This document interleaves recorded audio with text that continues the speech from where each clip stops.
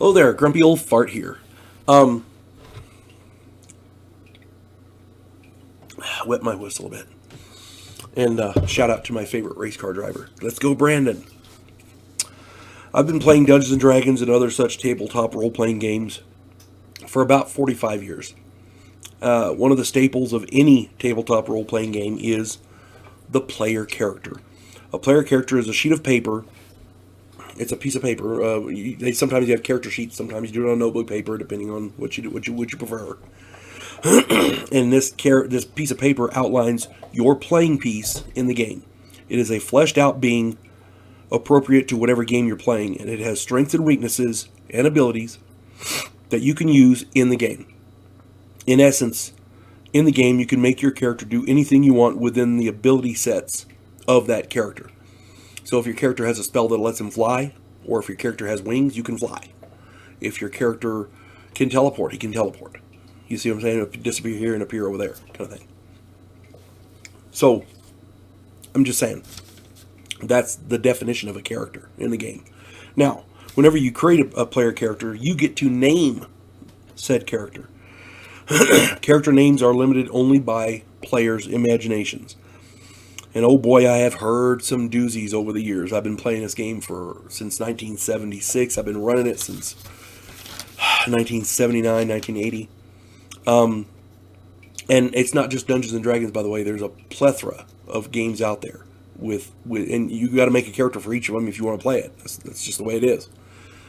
You always get your witty ones like Rothgar or Conan with a K, that kind of thing. And those are pretty tame as far as that goes. I had one guy who had a fighter named Badassicus. Over the years, there's been tons of them that are out there, and I figured I'd share a few of those. I had one of my best friends. His name is Matt Evans. He's a good guy, a real good guy. I haven't seen him in years. When we were in high school, he had a character who had a magical sword, and the sword was named Bitchin'. He had somebody once had a fighter with martial arts abilities, and he had a specialty kick to the groin. And he named the character, I think he got it off of a comedy routine, Testicles. Character that kicks you in the groin named Testicles. Yeah. An archer in Lord of the Rings, they have Legolas. In this, he named his archer Legolad. Had a wizard named Zot, because he zots everybody. Zot, We had a guy had a thief, and he named this character Shuckin' Jive. Yeah, Shuckin' Jive. I guess he was a fan of Dukes of Hazzard. I don't know. A pair of Drow Elf twins were given to me as player characters, and I played them for a short time, and then I've still got them in there somewhere. They were Drow Elves. They were twins named War Dog and Bitch Puppy. Yeah, they were pretty badass. One guy had a cleric who he was a fan of the Gladiator movie, and he was a military veteran, and we needed a cleric for the game, and we explained to him that clerics are badass. They can use armor and weapons and blah blah blah blah, and they're the second best fighter types in the game, but they can also heal people. So he goes, oh, so I get to be the medic. And I was like, well, yeah, that's kind of what it is. And so he named his character, his cleric, Medicus Maximus. My friend Randy has a half-orc fighter who used a spear, and as I recall, he used a spear, and he named the character Vlad after Vlad the Impaler, the originator of the Dracula myth. Yeah, the folk myth or whatever, the vampires, And for those of you who don't know, Vlad the Impaler actually impaled people. He had a big battle, and he took his enemies and he impaled them on stakes out from these big wooden poles out in front of his place. And the enemy didn't want to fight anymore. Kept him out for hundreds of years. Of course, having him have a bowl of blood, of the enemy's blood there in a bowl, and dipping bread in it and eating it while they negotiated, didn't hurt none. Yeah, Vlad the Impaler was a badass. There was my friend Cheryl, Randy's wife, had a wizard named Fantasia. a female wizard named Fantasia. I had a friend who was running a female barbarian, and he named her Barbie the Barbarian.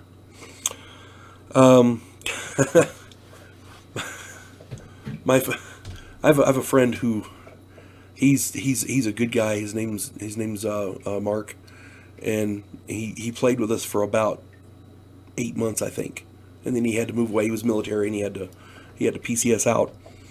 And we needed somebody who was a thief in the group. Because our thief had died and had made up a different character, so we didn't have a thief for the group. So rather than run a thief, he made up an assassin, which is, very similar to a thief. It's a subclass of the thief in Advanced Dungeons and Dragons. But he took the assassin part seriously. He named his character Yupe Islay. Yupe was his first name. Islay was his last name. Yupe Islay. And then this guy who was one of the best players I know, his name was Roger. This guy, he's right up there with Gerald Gingrey, who, by the way, is the best gamer I know. Jerry knows more about your character than you do, and you're holding the page in front of you, reading it. And Jerry knows more. Well, Roger was something like that. He was in that category. And Roger had a barbarian named Flatulence Brownstain. I didn't name him. I'm just telling you. My friend Mark and his friend, and I cannot remember his friend's name. They had a different Mark, by the way. Had a pair of fighters. They were half orcs. They were brothers named Groaning and Squealing, and their family name was Severe Grunt. So it was Groaning and Squealing, the Severe Grunt brothers. They ran those characters so well. It was funny. I had another guy named George who ran a dwarven fighter named Gus Goatbane. I did not ask any questions about that.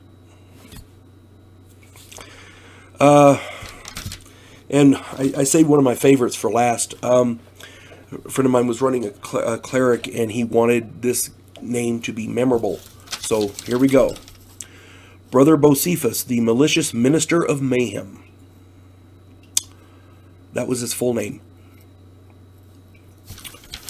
And anytime anybody addressed him, they had to address him by his full name. That was the funny part. You had to remember that. The other players were writing that shit down so they could get it right. And one of the funniest names out there. One of my players found a chart that can randomly, it may have came from a magazine, I don't remember which one. And he found this chart that can randomly determine a player's name, a player character's name, letter by letter. You roll a d6. 1 and 2 is a vowel, 3 to 5 are consonants, and 6 means that's the end of the thing. So if you roll, if you roll a 6, the guy didn't have a name. If you roll, right off the bat. But you can roll randomly for letters until you hit a 6, and then that's the end of the character. A, E, I, O, U, and Y was numbered 1 through 6. The consonants were numbered 1 through 20. And you got dice that appropriate to roll for all of that. And it was just, it was just a fun way to generate a character name. One of the most infamous characters that ever played in my game, his name was, get this, Fuvujiakti. Spelled F-V-F-U-J-I-A-Q-D. Fuvujiakti. He was a barbarian who later became a king.